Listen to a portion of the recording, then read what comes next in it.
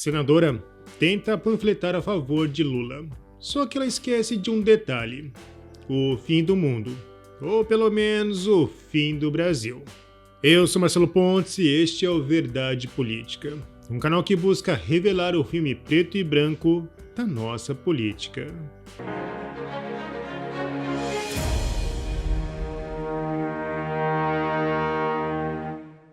A senadora Elisiane Gama, relatora da CPI da Covid, ficou conhecida por agir de forma partidária ao lado de Renan Calheiros. Naquela época, o desejo daquela CPI era prender Bolsonaro. Inclusive, contradições foram ouvidas. A questão de ordem é para que seja declarada a impossibilidade de o relatório final desta comissão concluir sobre cometimento em tese de ilícito penal pelo presidente da República e que seja declarada a impossibilidade de propor o seu indiciamento. É sabido que o presidente da República exerce um conjunto muito diversificado de funções, quais sejam a de chefe de Estado, a de chefe de governo, a de chefe da administração pública e também a de agente político. Nesse sentido, decidiu o constituinte originário atribuir ao chefe do Poder Executivo Federal um conjunto de prerrogativas de índole processual, a fim de assegurar o livre exercício do mandato a ele conferido pela porção majoritária do povo brasileiro, consubstanciadas, principalmente no artigo 86 da Constituição Federal. A questão que coloca a Vossa Excelência é no sentido de que declare desde já a impossibilidade de qualquer conclusão no relatório final desta Comissão Parlamentar de Inquérito sobre cometimento em tese de ilícito penal em ofício ou propter officium pelo chefe do Executivo Federal e a impossibilidade desta CPI propor o indiciamento do presidente da República. Cabe principalmente ao Parlamento a fiscalização dos atos do Poder Executivo, em especial do chefe do Poder Executivo, ligado umbilicalmente ao princípio republicano e ao fundamento constitucional de independência e harmonia entre os poderes. Nenhum cidadão está acima da lei. Isso vale, inclusive, para o presidente Jair Messias Bolsonaro. Diante do exposto, eu indifiro sua questão de ordem. Infelizmente, ela está indeferida e o presidente vai ser investigado, sim, principalmente do chefe do Poder Executivo do nosso país. A vergonha que o país passa diante das suas declarações e dos seus posicionamentos. A roubalheira dos estados...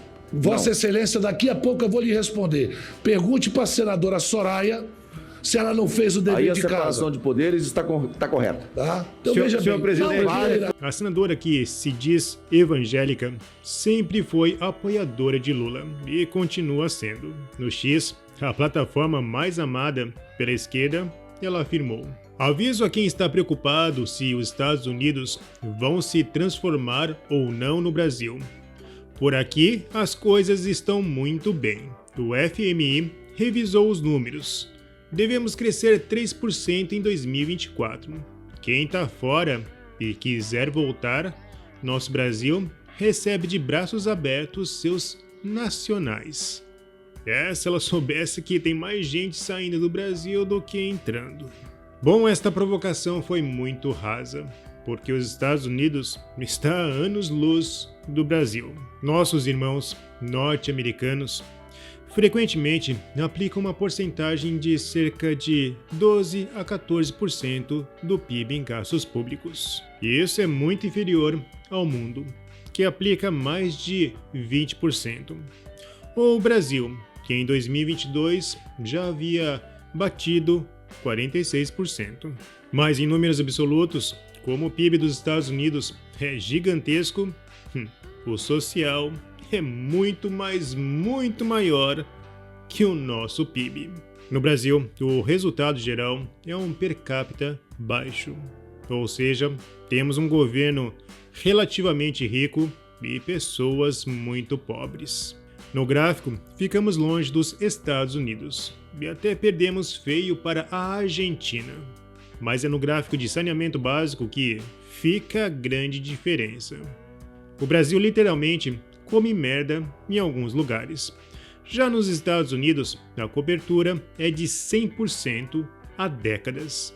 E como você pode perceber, estamos até abaixo do mundo. Ninguém deveria se orgulhar de um PIB fake, especialmente aqueles que se autoproclamam como defensores da verdade. Quando o governo injeta dinheiro público na economia, a intenção é estimular o crescimento em momentos de crise.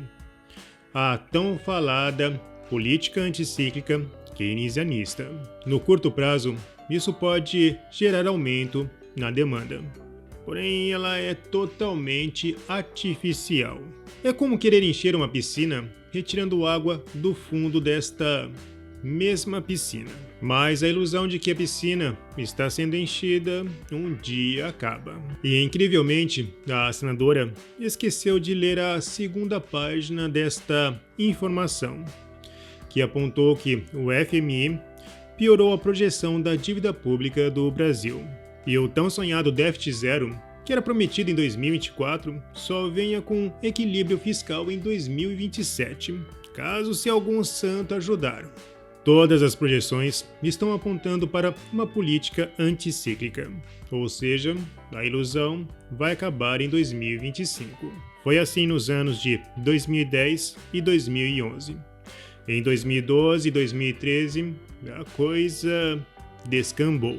A CNN foi mais direta.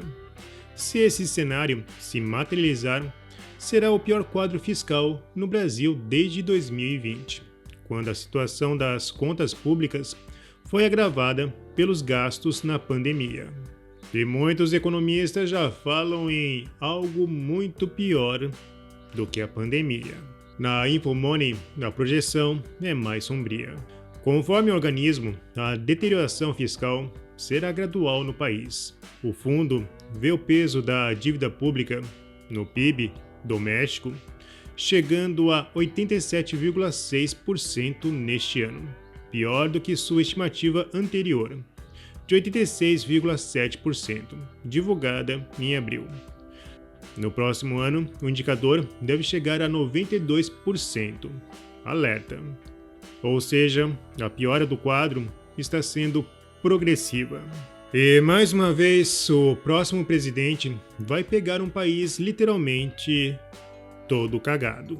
E muitos estão se perguntando: onde estão os ministros do STF para pedir explicações ao modelo 48 horas? Mas os partidários do STF não estão preocupados em defender o bem do país, mas sim o bem da instituição chamada PT.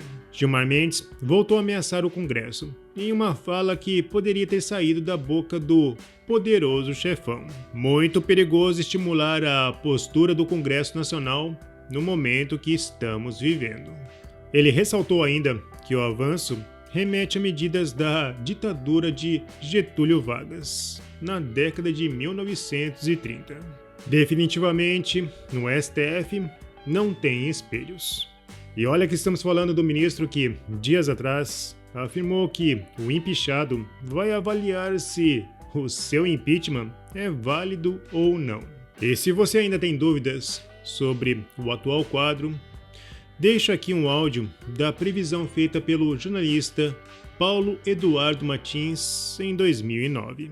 É a ocupação do Supremo Tribunal Federal por gente indicada pelo PT que vai interpretar a Constituição, as leis, conforme os interesses políticos do partido. Por que tem todo o tempo a seu favor? Porque essas pessoas ficaram muito tempo no tribunal. São jovens indicados, por exemplo, Dias Toffoli. Quantos anos ele tem? 40. Aposenta com quanto no STF? 70? 30 anos trabalhando para o PT lá. E esse é o critério que será usado nas próximas nomeações. Sobretudo se Dona Dilma Rousseff for eleita. Muito provavelmente o próximo presidente poderá indicar até 5 novos ministros. 5! Vocês imaginem a Dona Dilma indicando mais 5. Quem é que estará lá? Depois de que alguns ministros indicados por eles, que tinham trajetória jurídica, ou seja, tinham autonomia de vida e autonomia intelectual para não servir ao partido e não votaram como o partido quis no mensalão, a lição que o partido toma é essa: temos que nomear estagiários do PT, padrão Dias Toffoli. E esse será muito provavelmente o padrão das novas indicações. A Constituição no Brasil pode colocar a capa vermelha depois que a Dilma Rousseff se eleger. Pode trocar a capa, porque ela servirá exclusivamente aos interesses do PT. Esse é o Brasil do STF. Este é o Brasil do PT. Porém, ainda há um detalhe. Eles não acertaram ainda com o povo brasileiro. Bom, se você apoia a Verdade Política, não se esqueça, curta, comente e compartilhe. Clique no sininho para você receber as nossas notificações. E vamos continuar na luta em prol da verdade.